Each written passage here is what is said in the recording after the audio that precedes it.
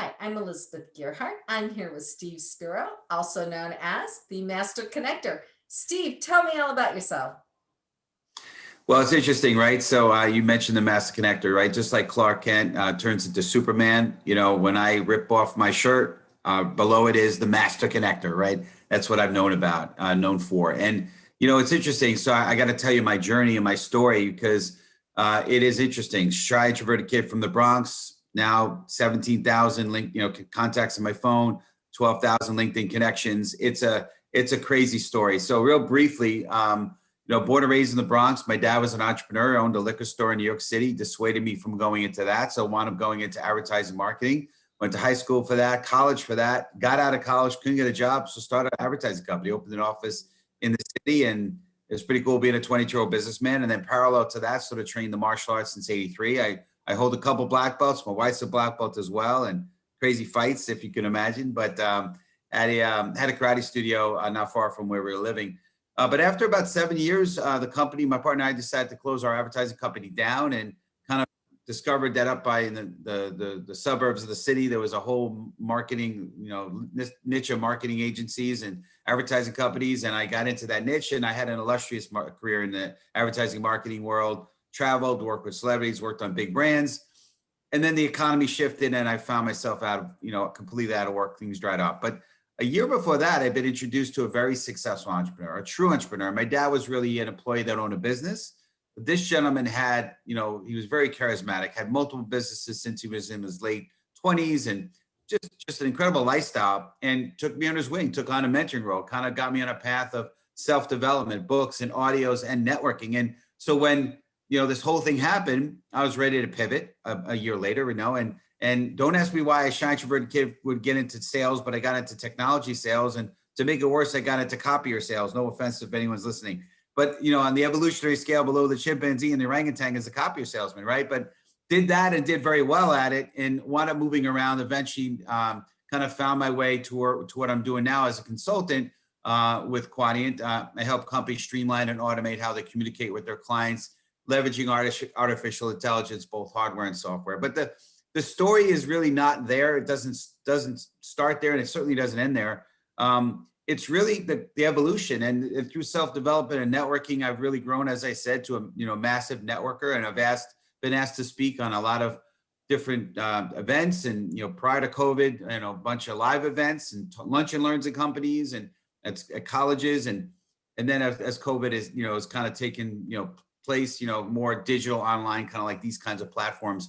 But I love it. And I eventually want to be at, on a Tech Talk stage, and I want to eventually, be paid to travel the world and speak and inspire people. Because the story that I have to tell, it's not about the mass network that I put together. It's not about that. It's about how someone like myself, who grew up in a box, and yeah, martial arts helped me get out of that box a little bit, but to be able to get out of that box and be able to become what, you're destined to become, the best version of you. That to me is the story. And that's really what I love inspiring. I've got a book that I'm in the process of writing. And so lots of cool things that are in my life. But that's kind of who I am. And, my story, I'll stick with it,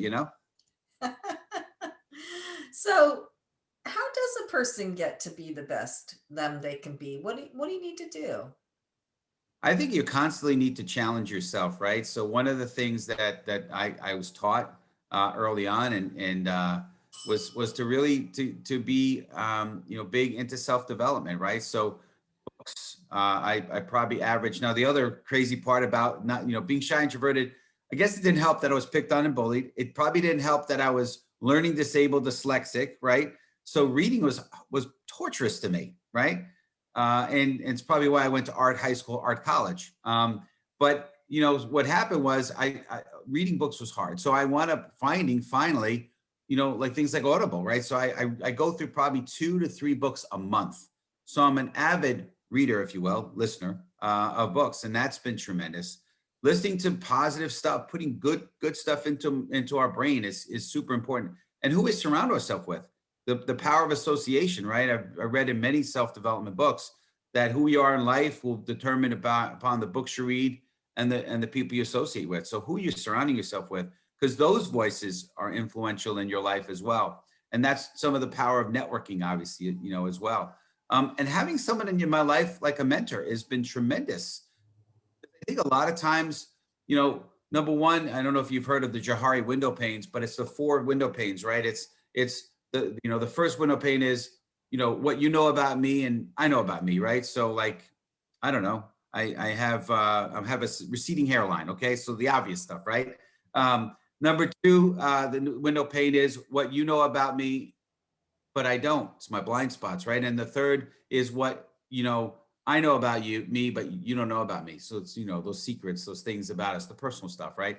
And then the fourth window pane is what you don't know about me and I don't know about me, right? It's the great unknown, it's the mystery, it's the potential, right? And for me, a mentor has been and continues to be someone who could bring those two window panes, right? The blind spots and the potential, out. And that having someone in your life like that, not just a business coach, because a business coach is great.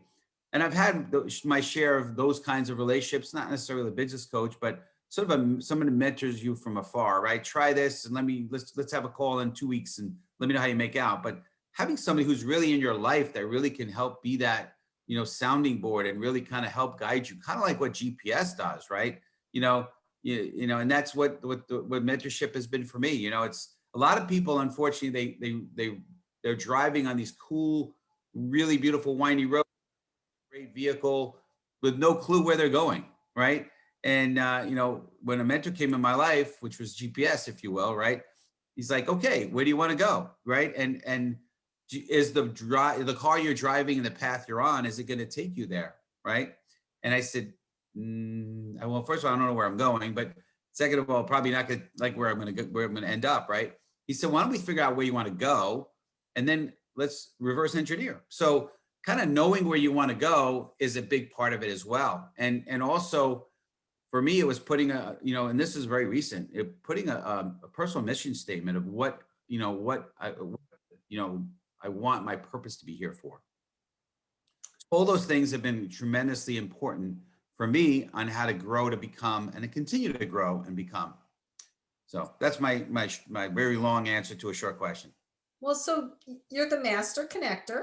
So do you introduce a lot of people to each other that you think can help each other? Sure. Yeah. My goal as being a connector is really to always add value, right? And it doesn't always mean necessarily I'm going to introduce people, but many times it does, right? When I get off a call, I'm hoping that my goal is when I go on that call, how could I add value? So maybe it's, do I introduce, someone to a great book I listened to because it was something that I think, they're talking, I try to be a really good listener. And, if I'm hearing something, maybe I could recommend this book, right?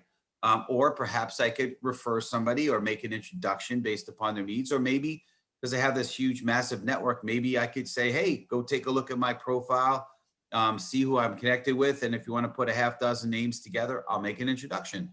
I'll introduce you to, um, Nice.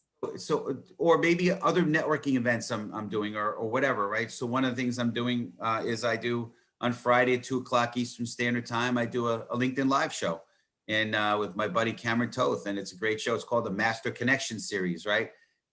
So sometimes it might be just inviting them to that, to watch it, or maybe sometimes if I'm really impressed with them, I'll invite them to be one of the panelists on our show. So it's whatever I could do to add value is really how I want to connect with that person. So are you mentoring people yourself now? You talk about mentorship, it's important, right? I am, yeah. Good, good. So do people pay you for your mentorship? No, No. nope. Yeah, so the relationship that I was really blessed to be able to have is that the gentleman that I mentioned, he's very private, so I'll keep his name to just this gentleman. But Mhm. he's got his hands in multiple businesses, and I've been really blessed to work with him with one or several of those businesses, and in kind of in that relationship, right? So that's the compensation. The more I do better, it benefits him and his businesses, right? I'm learning, I'm making money, but yet at the same time, I'm learning and growing and getting mentored. And that's been the relationship. And whenever possible, it's rare. I don't do it often, but I have been able to pay that type of thing forward as well with some people. That's excellent. So how do people find you? Is LinkedIn the best way? LinkedIn is the best way, 100%. I'm pretty active, right? You look me up on LinkedIn, you'll probably see the first title is Master Connector, and then it'll mention about my Master Connection series LinkedIn live show, and consultant and mentor and everything. I actually mentor. I'm a volunteer mentor for SCORE, so that's another part of the mentoring that I do as well.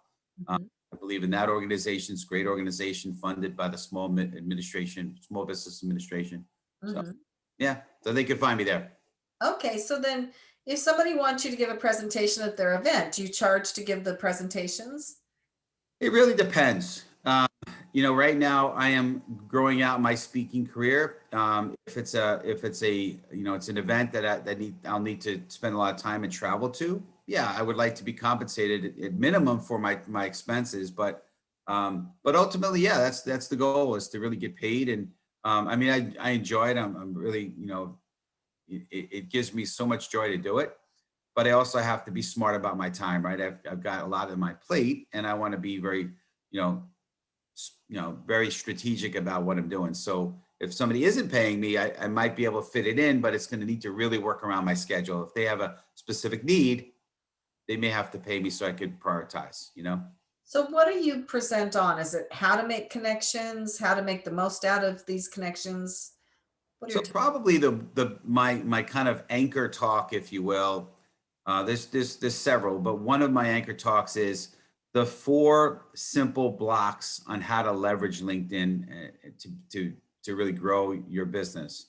And I talk about the first block being, your personal brand, your profile, and how to really maximize that. The second block being growing your network. The third block being posting content regularly, and the fourth block is really connecting with those people that you have now in that network that you're building out.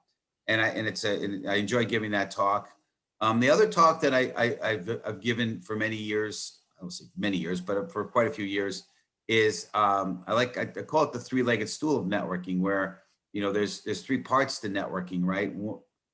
One is traditional networking, the networking events, which obviously have evolved now with COVID, right? So a lot of them are digital through Zoom or whatnot, right?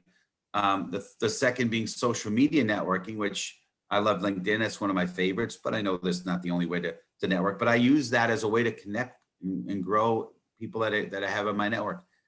And then the third is what I call unconventional networking, where the world is my networking event. And even though it's a little harder today we're all masked up in the Northeast, but I make a goal. I had a goal before COVID to convert 3 total strangers into new friends, connections, or contacts. And I missed that goal by a little bit. For about an average of about 2 to 3 years, I averaged only 2 new friends every day, whereas the goal was 3 every day. But not too bad for a shy introverted kid from the Bronx, right? So, That is really good. Are you kidding me? But it's interesting that you bring up the LinkedIn. I know you have to go quickly pretty soon, so I'll say this quickly, but I'm finding as I do more and more of these interviews with business people that a lot of business people are using LinkedIn as their primary source of business. yeah. They're getting a lot of referrals and people reaching out to them on LinkedIn, and they reach out to other people, and it's really interesting. It's really become a powerful source for people. Yeah, quite frankly, I have profiles on the other platforms, but most of them say I'm not on this platform. If you want to find me, here's my link. Go connect with me on LinkedIn. Right, because there isn't the noise on LinkedIn. LinkedIn is really about Yeah, business. that's right. Yeah. Yeah. So great. So what else should people know about you? I think I gave a pretty good background about them. I love traveling. I love to, help people. As I said, I'm big into personal growth. So, yeah, that's it. I'd love to connect with anyone that's listening to this. If they feel that I could be of value to them, I'd love to connect with them and see how I can help them in some way as well. Excellent. Thank you. Appreciate it. Appreciate the opportunity, Elizabeth.